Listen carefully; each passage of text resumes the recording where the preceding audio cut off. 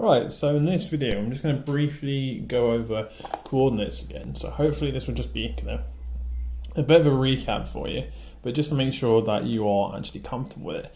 So I've got a couple of coordinates here, and one thing you have to make sure of with coordinates is which way round they go.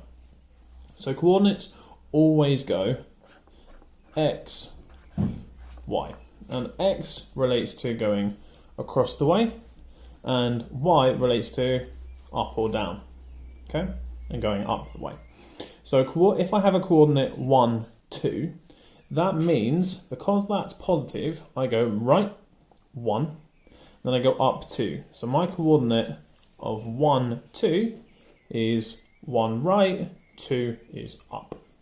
Okay, hopefully that's just a bit of a recap for you. But that's the x coordinate, that's the y coordinate. And if I have some negatives, if I got -2 in the x column, so that means if I've got my number line here, I've got my x-axis here, -2 would be here, so -2, and -1 on the y-axis means I go down 1 as well. So -2 and down 1, like so. It's always easiest if you do the x coordinate first and then go down or up for your y coordinate. You might have also heard go along the corridor, then up the stairs. Okay, you might have heard that before. But let's say we've got some more coordinates here, and you're asked to kind of pick and tell me the coordinate of what the point is. So let's say we had a coordinate down here, and say that's my point there. Okay, you always go with the x value first, like I said kind of previously, always x value first.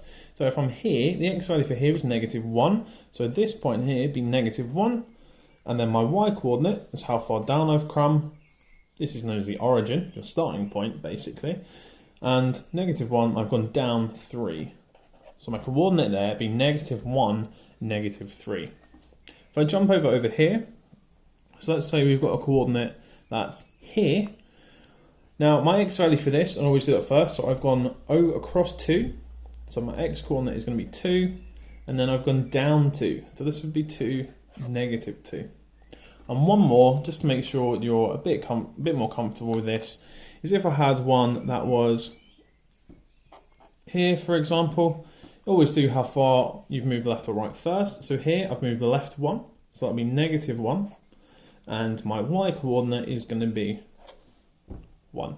Okay, so those are kind of coordinates, and hopefully that helps you with this task. Good luck.